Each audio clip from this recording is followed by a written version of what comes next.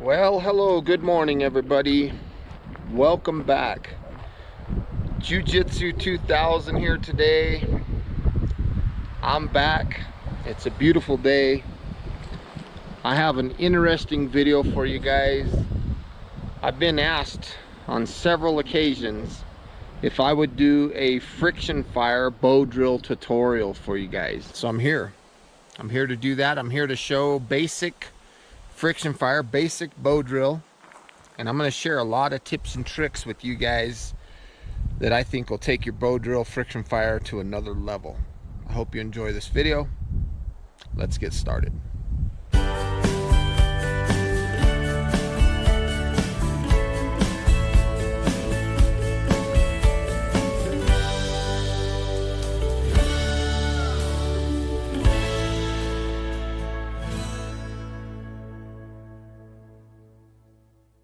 The things that I'm carrying in my pack are things that I need just for making friction fire.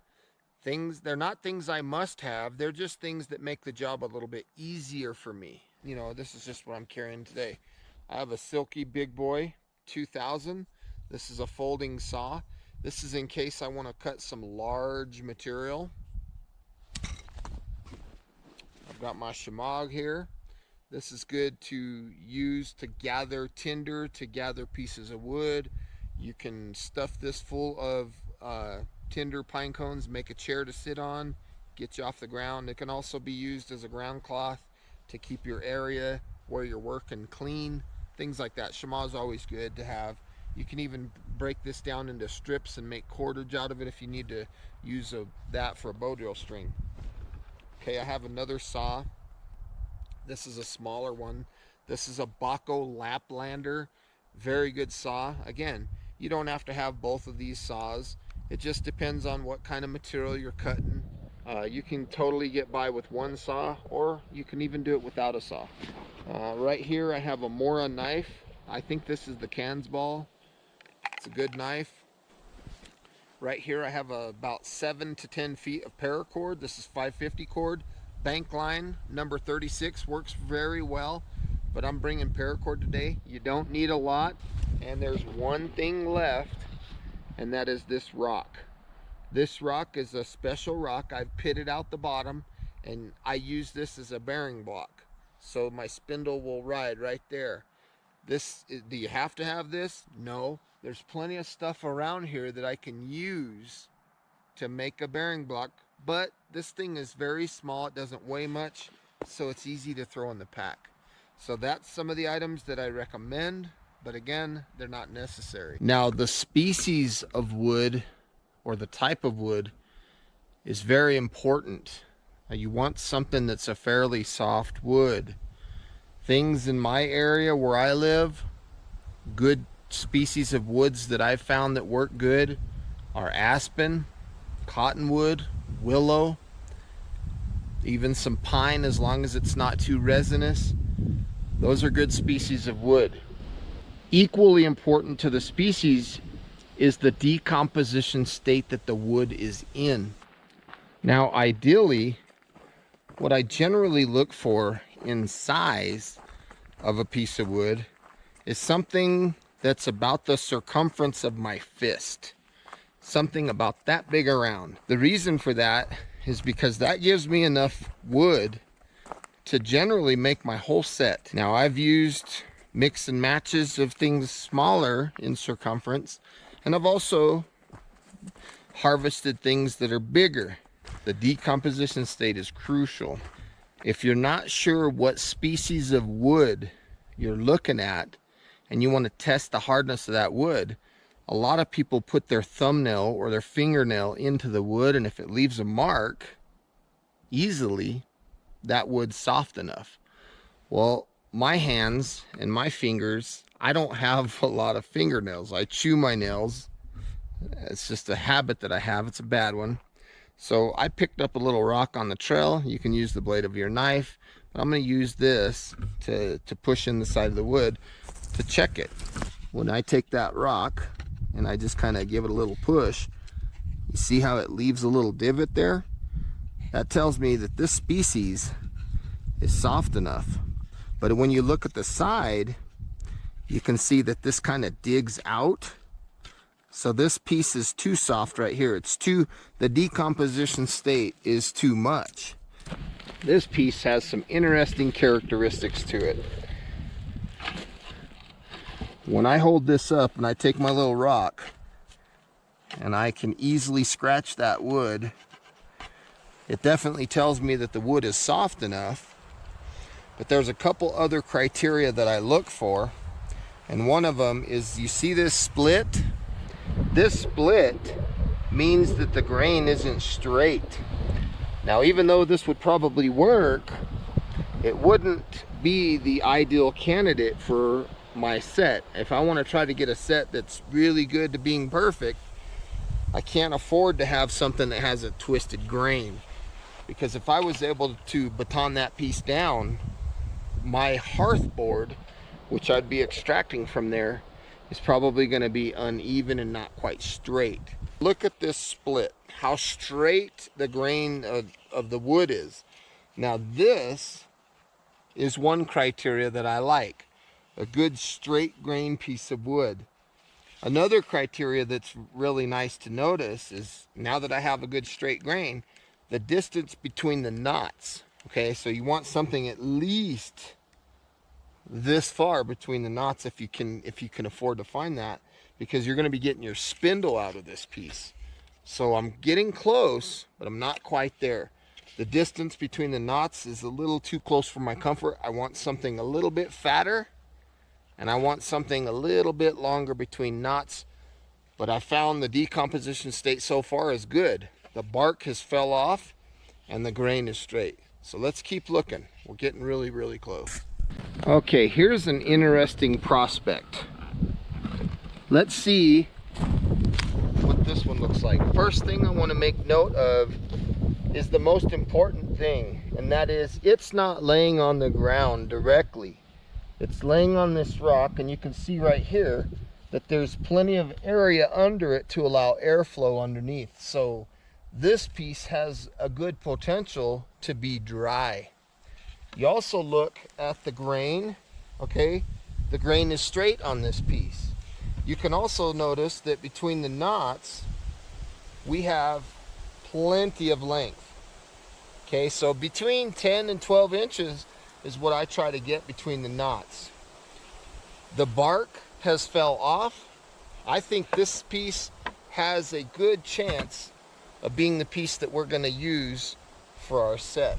So I'm going to go ahead and take my saw, and I'm going to cut that guy. And I think we might have maybe our whole set here. I'm not sure. I'll have to see how it goes. So let's go ahead and cut this baby really close to the knot.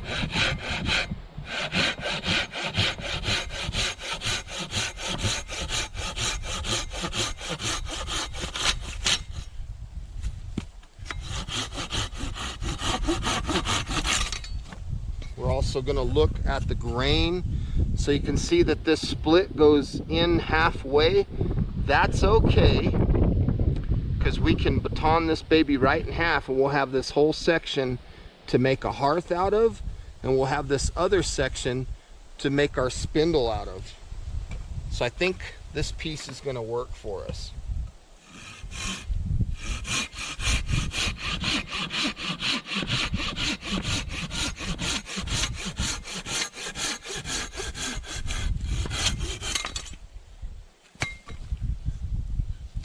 Yeah, that looks pretty good.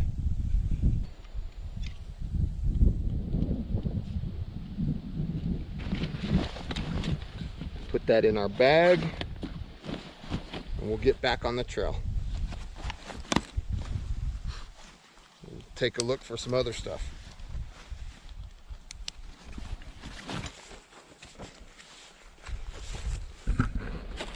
Look out for widowmakers. This piece of wood right here, somebody's cut this log, okay? And look, it goes all the way up. That thing could fall, and it could really create some problems. So stay aware of stuff like that. As I was walking around, I come across this. This is some punk wood. Punk wood is really good stuff for a coal extender, as long as it's not wet. It's the kind of wood that's decommed so much that it falls apart in your hands. This stuff is good to take back to the camp with me, because this could be used to extend my ember, to extend my coal, make it last longer. I found this bark, so I picked this up. This could be good tinder. It's all in one piece, so I could rough this up, and this could make me a really nice tinder pile. So this is some good stuff. Just rough that up, get those fibers separated, and this is in the event that we get an ember, we're going to have us a nice tinder pile to put that ember in. So stuff like this, don't pass it up, grab it. And it's also very good to have all this types of chores prepared before you go cranking on that bow or making your set. Always have your stuff ready. Have your smalls, have your tinder pile, have all your materials laid out before you try to get an ember. Because there's nothing more frustrating than seeing somebody work so hard to get an ember and then they don't even have a tinder pile to put it in. So take the time now, gather your materials, and have it all ready. And it doesn't take much time. Something just like that. This piece is already down and it's dead, but it's at the wrong decomposition state. It still has the bark on it. So even though it might work, I can find better pieces than that. Now here's another interesting piece. Even though it's on the ground, if I use this stick as a pointer, you can see that it's already naturally split. So if you were looking for a lazy man's bow drill hearth, you could probably salvage this piece right here. The grain is straight, there's not a lot of twisting. The decomposition state is good because the bark has fallen off or is continuing to fall, and it looks like a fairly clean piece of wood. So that looks like something that you could definitely consider. The only bad part is it's on the ground, but I would still take a chance at it. Now I'm looking at this piece right here that's sitting on this other piece of wood. That piece looks interesting. Look at the distance between here and here. Okay, so it meets the criteria. It also has a fairly straight grain. It's off of the ground, and the bark is off of this wood. So this has a good chance of being another good friction fire candidate. It meets a lot of the criteria that we look for. And I think I'm going to go ahead and get it, just in case. Since I'm right here, might as well.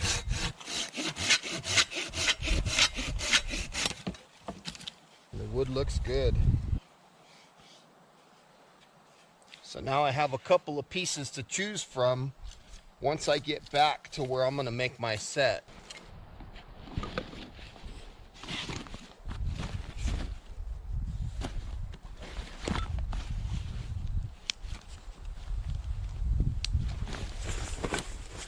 What I'm looking for now is something that I can use as a bow. So I'm looking for something about the diameter of my thumb or larger, a little bit larger, something green and flexible. You don't want to make a bow too thick in circumference, otherwise it'll be heavy and you'll get tired. Now, I've used straight pieces of wood for bows and it works fine, or you could get something that has a little bit of curve to it.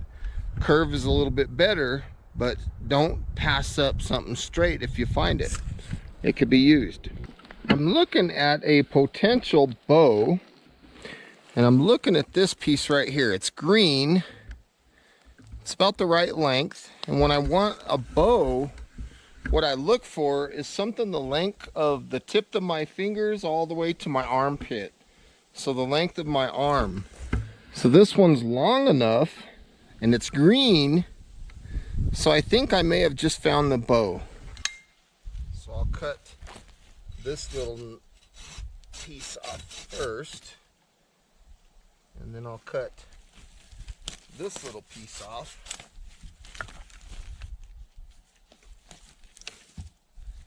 then I'm going to use a plumber's vise to get this nice and stable. Half cut, half broke. So I'm looking.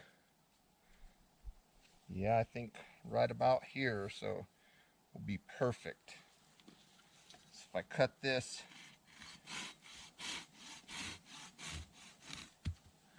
right there, it's a little bit flexible.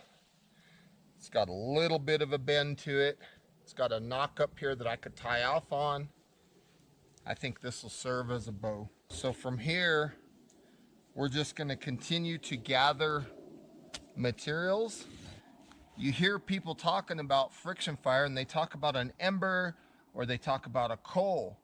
The difference between an ember and a coal is an ember is the very first part of a coal. It's like the baby, the infant. An ember, once you achieve that combustion, that temperature gets to the point of combustion where it gets hot enough to sustain life, so to speak. It's very weak. And at that state, we call that an ember. Once it gets strong, where it's like the tip of a cigarette, where it's orange and it's glowing, then we call that a coal.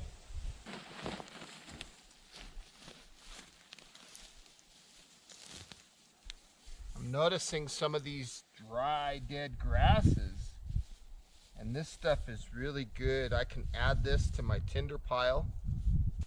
This will give our tinder pile another layer. Just a little bit of dry grass. You can see there's a lot of smalls, pencil sized and smaller. They have that nice clean snap sound to them. You can collect these. In fact, these are better if you have the choice between the ground and the air. These are much better because they got the wind blowing through them all the time. And so we just want to gather a decent little pile of these. It's always better to have more than you need than not enough. So take a little time right now and gather this stuff. Make sure you're hearing that good clean snap sound. If you're not hearing that, you're probably getting a hold of wet stuff that's still alive, and we want to prevent that.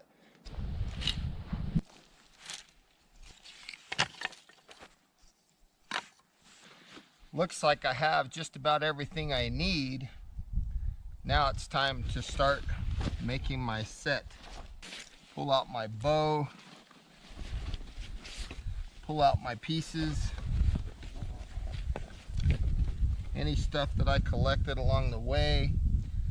Smalls, I need my knife. I need something that I can use to baton this knife through the wood. So I could use one of these little pieces of fuel to do that. I want to take this piece here where that split was, and I want to line my knife up with that split, and I'm going to pop this piece directly in half. Looks like that ain't going to hold up. There we go. Now we're making some headway. Look at that. That split right in half. No problem. And I think I'll make my hearth off of this piece right here. The purpose of getting to the center of the wood is that's where it's the driest. Now my hearth, I want to make it about 3/4 of an inch thick. So when I baton through, notice that thickness right there, about 3/4 of an inch. Twist of my blade, that piece popped right in half. And this piece is fairly straight because I looked for those things. I want to have a good flat side on it, and all this sawdust is collected.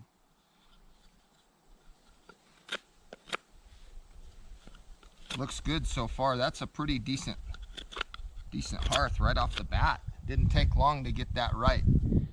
So I want to choose to get a spindle off of this other part. Okay, so I'm going to get my knife. I want my spindle to be about the same diameter, so about 3/4 of an inch. So let me go ahead and baton down. Make sure that you don't baton down into your chamois, you'll get it cut. So baton down into your hearth. Okay, so we've got that. Let's make another cut here.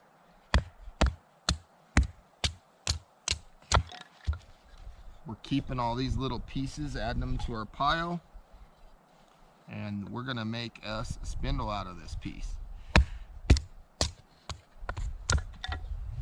Okay, so far so good. This knife does a fabulous job. Now you want your spindle to be tapered like a pencil. You want it blunt on one end and a long fine taper on the other end. So I'm starting on the end that's going to go into the bearing block. Long taper. And I'm going to just kind of get down to business. Doesn't have to be perfect. Now I've seen tutorials where people said that your spindle needs to be perfectly round. And I respectfully disagree mildly with that statement, because I think if you can have your spindle have a little bit of not perfectly round, it allows it to have more traction, and I think that's important. You don't want your spindle to slip. If you're gonna have anything perfect on your spindle, it needs to be perfectly straight, okay? Don't go with too large of a circumference down here. Make sure you're about 3/4 of an inch. If you go too big, it's gonna take a little more effort to get that big thing to spin. A good sharp knife, as you can see, makes quick work of this process. So that is starting to look good. Very blunt right here and very fine taper here. Not perfectly round. Perfectly straight though, so it'll spin straight. There's one more component that I like to have that goes underneath my hearth board. It's an ember tray, it's an ember catch. And I like to use it off of this little piece of wood. So it needs to be a thin piece of wood, maybe 1/8 of an inch thick. And just something like that. So what this does is, once I got my V-notch and everything, I'm going to set it down on that, and any dust that's created will be caught on this piece. The reason for this is so that I can transfer this. I can take the dust and move it around. So that's my catch. There's my hearth. There's my spindle. Now I have the rest of these pieces available for something else. You know, if I want firewood, if I want to take this back home and use it at home to practice, whatever. But it's good that I brought this with me just in case I may have needed it. Sometimes you'll get into your piece of wood and you'll realize at that point that you had a bad piece of wood. The center of it might be bad, it might be rotten. So it's always good to bring that little bit of extra stuff with you and not need it, than to get here and be like, well, I guess I got to go find another piece because this piece has some rotten center of it. So we avoided that by thinking a little bit ahead. Now that could be used as a catch too. I'm just going to fine tune this board a little bit, get it a little bit thinner. You want to make sure that the board fits flat against the ground too, so you're not getting a bunch of wobble in your board. If you got too much wobble, it's going to be difficult to get that thing to stay still, and it's going to make it harder on your overall task of getting an ember. I brought my rock today, but if I hadn't brought my rock, there's several things that you could use as a bearing block. If you have a big chunk of fat wood, you can get a little divot in the fat wood. That works really good as a bearing block because it self-lubricates. The whole purpose of the bearing block up top is to minimize friction up top and maximize friction down below. If you're going to use a live piece of hardwood, that works really good for a bearing block. You don't want to use softwood for your bearing block because it'll wear out too fast. So you need a hardwood, you need a rock with a divot in it. I've seen people use shot glasses. Fat wood works good. I've seen people actually use a roller skating wheel with the ball bearing. I've seen a lot of things used as a bearing block. I've taken aluminum tin cans, soda cans, smashed them down with my foot and used that as a bearing block. So you can get really creative and really crafty with your bearing block. But in our case today, we're just gonna use the good old rock. I was also looking around as I was getting all these supplies. I was looking at some of the rocks in the area, and there are some rocks that have natural divots in it.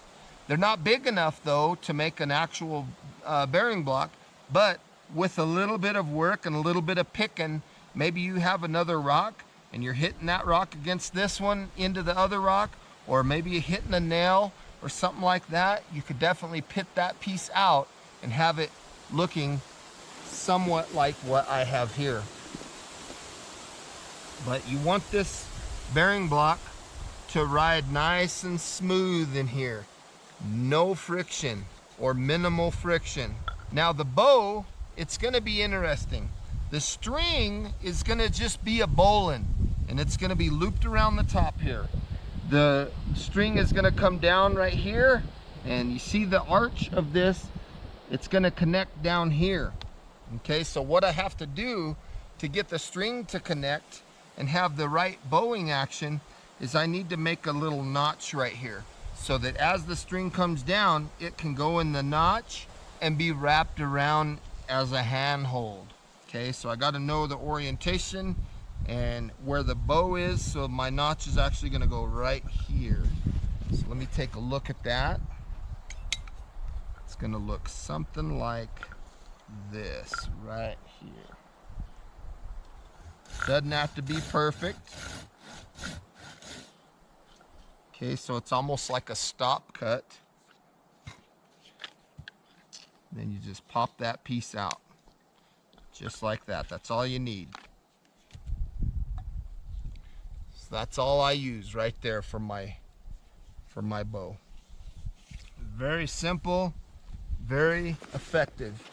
Now I'm going to go ahead and string my bow. So I'm going to make a little bowline. If you're not familiar with making a bowline, please look at my knots playlist. There's a bowline in there. I use a cowboy bowline. So we're just going to lay this baby around there like that. Make sure that our string is connected there. And we're just going to come just like this. And then we're going to wrap around ourselves right down here. That's all there is to stringing the bow. Very simple. You don't want your string too tight. And that's another reason why I'm using green wood, is so that the bow has a little bit of flex. So you also want to test your spindle.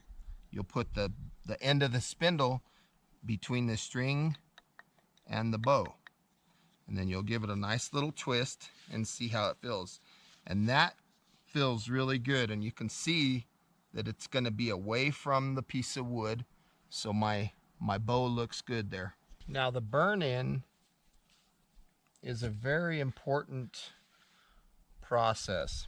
I've seen a lot of mistakes with people burning in, and some of the common ones that I notice are the person's form, or the way their posture is incorrect. The good posture to have would be to take your foot right here over your board and flatten these toes back here so your foot is flat to the ground, and make sure that your knee is back, and you'll hold your bearing block right here against your shin, and you'll kind of lean in.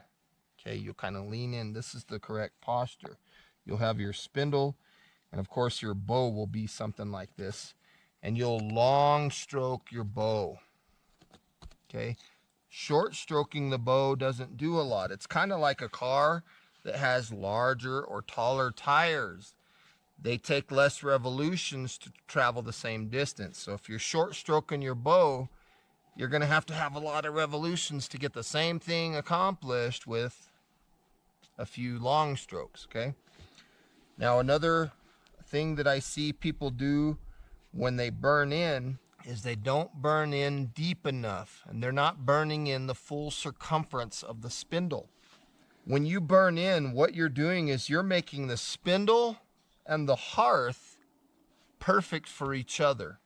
Okay, So to get that process started, and this raises another question, whether you want the notch away from you or you want the notch towards you. And that kind of depends on, is it windy outside?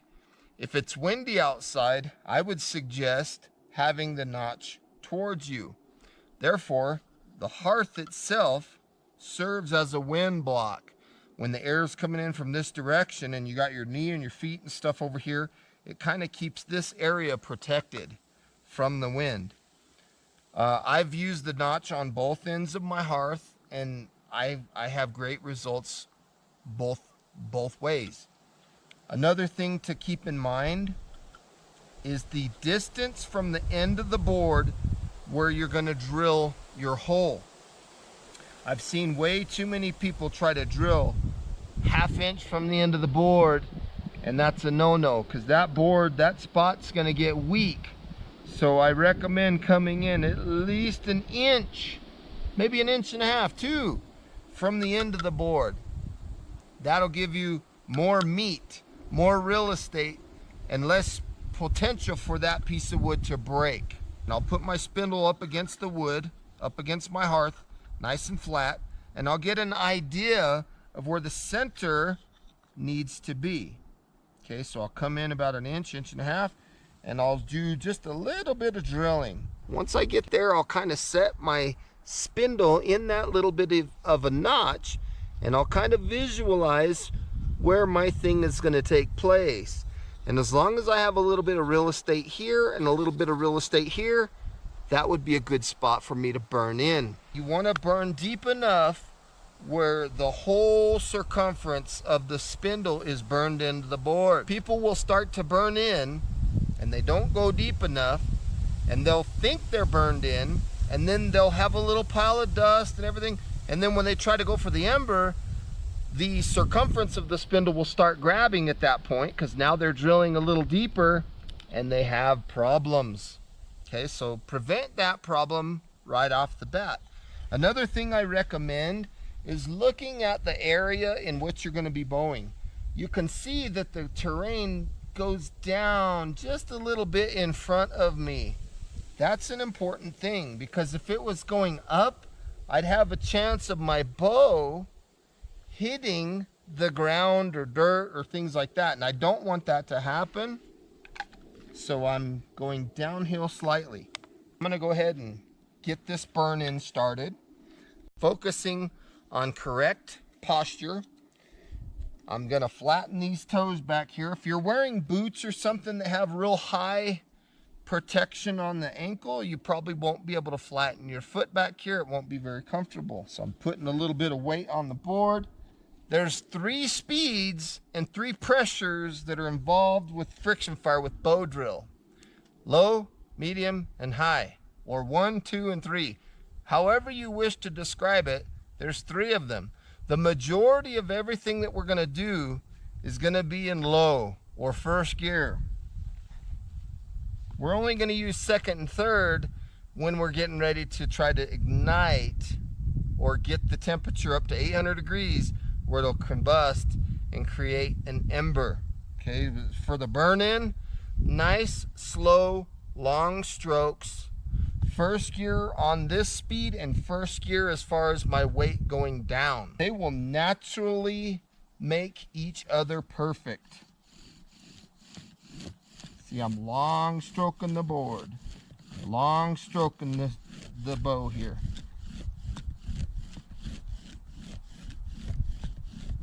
Nice and easy. Nothing crazy. If you need a break, take a break. This is not a sprint. This is a marathon.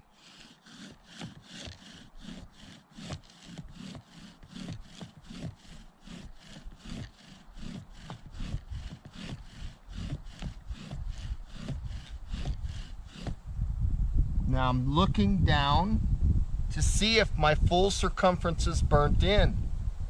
It's not quite there. It's close, but I got a little bit more to go.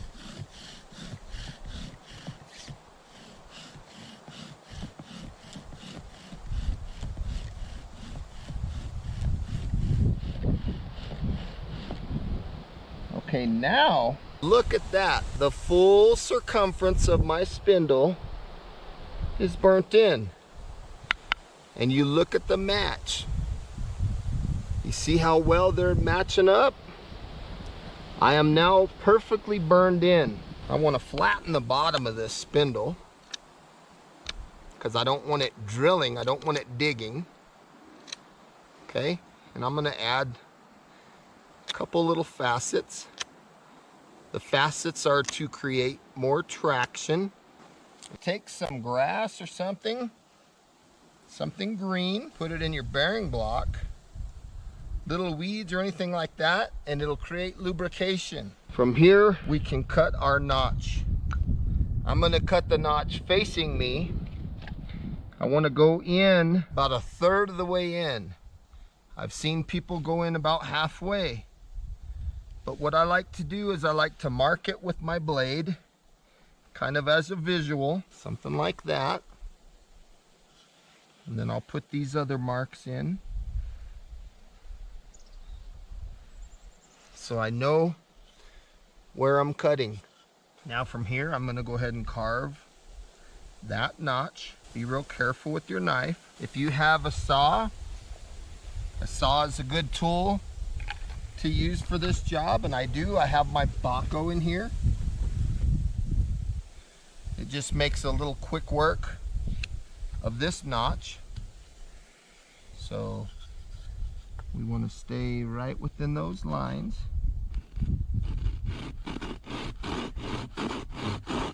Every once in a while I look and make sure I'm going in the right way, because I have the lines away from me. Because if you go too deep into the center of this hole, your spindle will hop out and you'll have some issues, some problems. So you don't want to do that.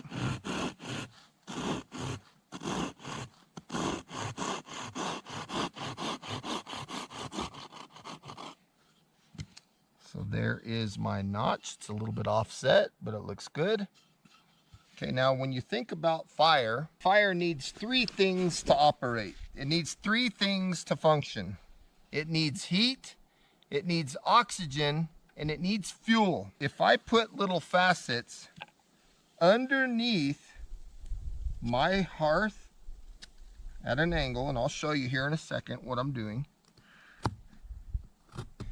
Those facets underneath will help make sure that oxygen gets underneath. So now I have one of the 3 elements. I have oxygen. When I run my spindle, I'm going to be creating heat.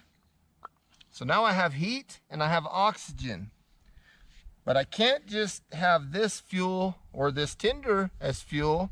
I have to make fuel in the form of dust. This is where it gets kind of important, and this is where I see a lot of mistakes being made. People produce the dust going too fast. They'll be in 3rd gear or high speed, and they'll make the dust really fast. They'll be pushing down on a 3 and going fast on a 3, and the dust is charred. It's black dust. Bad part about black dust is, how are you going to ignite something that's already been burnt? So they'll spend all this energy going crazy trying to get this big old dust pile going, and they're pushing down hard and going real fast. The result is bad dust. Okay, so you want to take your time, go nice and slow. Make that dust like a brown colored dust. That'll save you a lot, because that dust can be used as fuel. It's not already burnt. It's not already charred. So that's what you want. Downward pressure is a 1. Long strokes, the speed is 1. Once you get the notch full of dust, then you'll bump up to 2 or 3. Okay, sometimes you don't even need 3. Sometimes you can just stay in 1 and still get an ember. Sometimes you do need to go up to 2. But it comes down to being able to read what's going on down here in this board, what this notch is doing, what your dust looks like. When you can read all those things, that's when you know whether you need 1st gear, 2nd gear, or 3rd gear. Let me put this right here.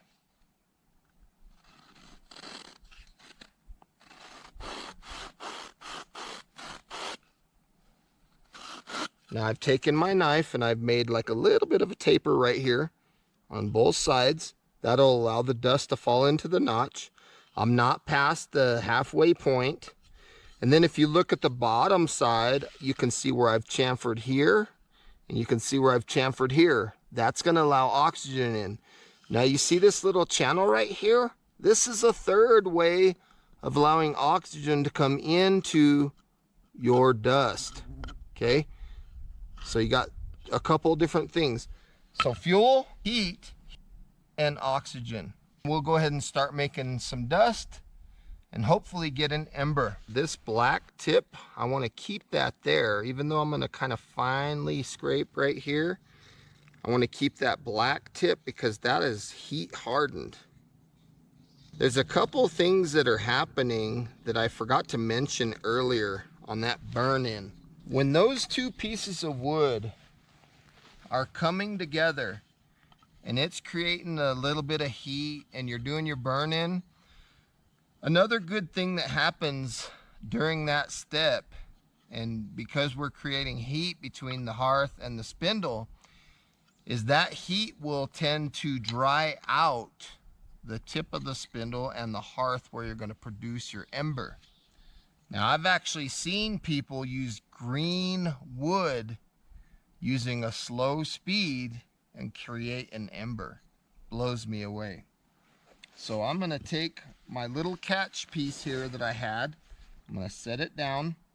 I'm going to set my hearth right on top, and I want to make sure that everything is nice and comfortable, that this stuff ain't going to be wobbling and stuff on me. So I want to find a good spot where I could be, where I'm going to be able to catch the dust. I think I need to tighten my string just a tiny bit. So we're just going to go just like that, just like we did before. The string doesn't need to be too tight. If it's too tight, it's actually going to be difficult. So you don't want to make it hard on yourself. You want it to be tight enough though where it's not slipping on you. Now there is a trick that I use from time to time with the spindle, and sometimes I'll grab this string here and I'll pull it tighter, or I'll push it away, or I'll kind of manipulate the string as I'm bowing, and that kind of tightens or loosens the string according to what I need. Another thing to pay attention to right now, while the wind is coming up as a gust, I can tell that the wind is coming from that direction and it's blowing this way. So if I get an ember, I have to stay aware of that. And I wouldn't want to reposition this way because the wind will be coming in like this. Could blow my ember out. So I'm keeping that in mind, so that if the event of me getting an ember happens, when I grab my tinder pile, I'm gonna kind of let the wind push the air through it this way, instead of being like this and the smoke's coming in my face and I'm having to cough and make a bunch of funny noises for you guys. I want to let the wind help me. Okay, at this point, I can thread my spindle onto my bow. I can make sure that my body position is good. Back my knee up a little bit away from the line of fire, which my bow is going to be in.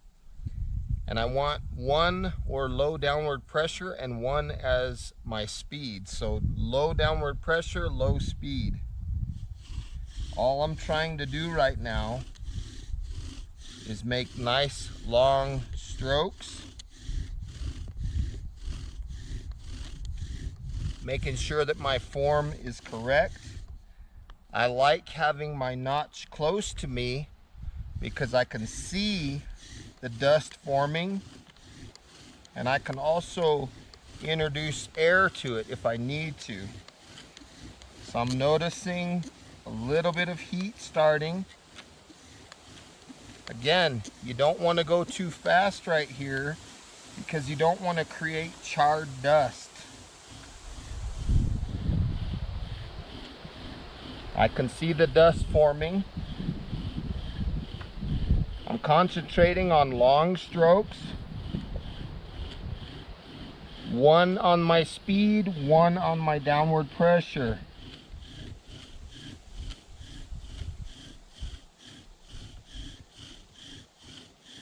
From here, I have dust.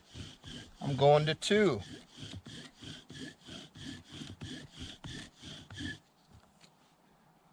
And I'll stop.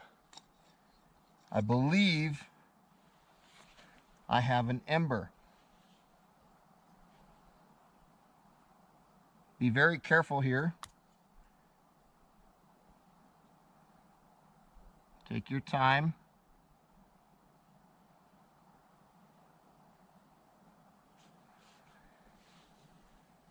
Looks like my ember went out. So I'll place my board right back on my dust pile. Take a look at my spindle. I'll flatten the tip again. Okay. Create some facets on the side. That'll bring up some soft wood again, because this kind of got fire hardened. So it looks like that. Put my knife away. Keep my posture good. The bowstring felt good. So I'm rethreading my bow, carefully stepping back on the hearth, making sure that I'm not knocking my dust out of the way. Get my knee, make sure my knee's out of the way, foot's flat. And let's start in speed number 1 again.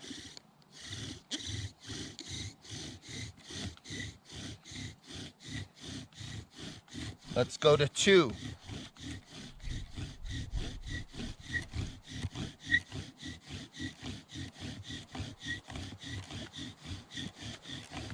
Stop.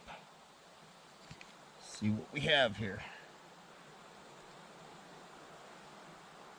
Looks like we might have an ember. Carefully remove my board from my dust.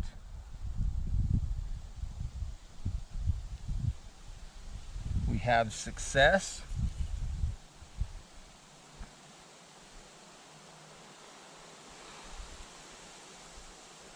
And I didn't even have to go to 3 or high. I did it all in low and medium. So now, again, like I mentioned before, I want to make sure that I know the direction of the wind. Okay, so the wind is going that way. So I want to take my tinder pile, and I don't want to just dump the dust in the tinder pile. I want to take the tinder pile, put it on top of the dust, nice and loose, and then rotate it all on top of itself. Be very careful with that. Okay?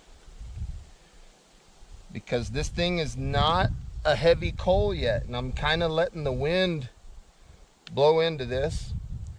You could also introduce oxygen to it if you want, naturally.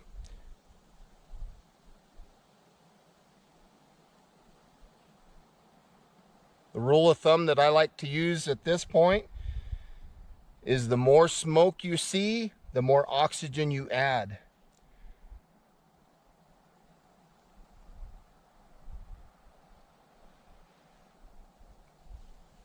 So we're just kind of tacoing around.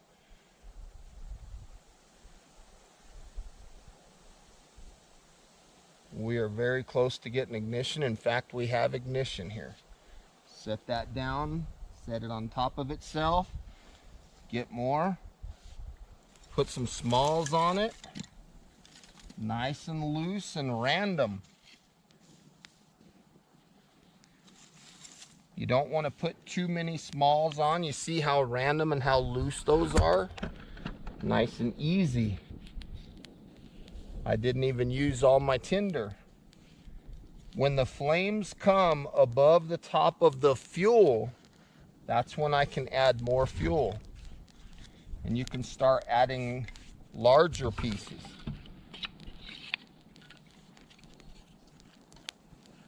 Fire likes to breathe. It likes oxygen.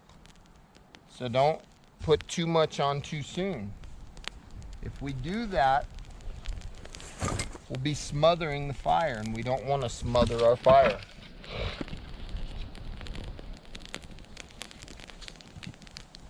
You notice I'm throwing them in almost a teepee type fashion, and it's very random.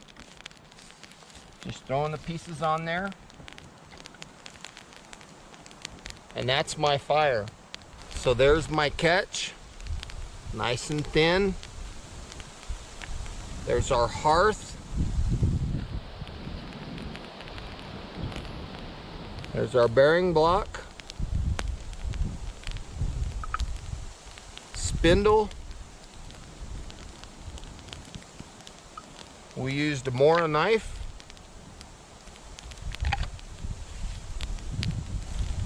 Here is our bow.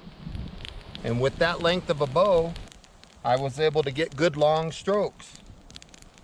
So this is a very good feeling when you can accomplish fire by friction.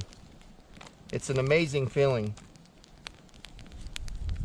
There's something about that smoke when you're creating your dust and you got that smoke before you have the ignition.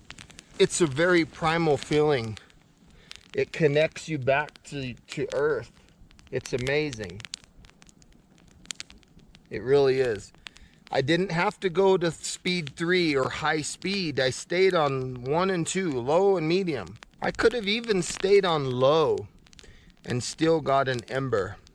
I might have went to 2 on my downward pressure and 1 on my speed of my bow, because it was a long bow, which meant I got a lot of revolutions off of my spindle out of each length of the bow. So folks, I want to say thank you for joining me today on this video of basic tutorial of friction fire by bow drill. I hope you got some good useful information out of this video. Please feel free to leave your comments down below, like this video, share this video, and as always, have a beautiful day. We'll see you next time. I hope this helped. Bye for now. We are here at the most important section of this entire video. Going out and practicing fire making skills is a lot of fun, especially friction fire. But there's one thing that we can never forget, and that is the huge responsibility that we have on us, the people that are going out and making fires, to make sure that this fire lay, or the area that we made our fire, is completely out, completely dead, 100% before we depart. So please, before you leave, make sure without a doubt that your fire is out 100%. Thank you.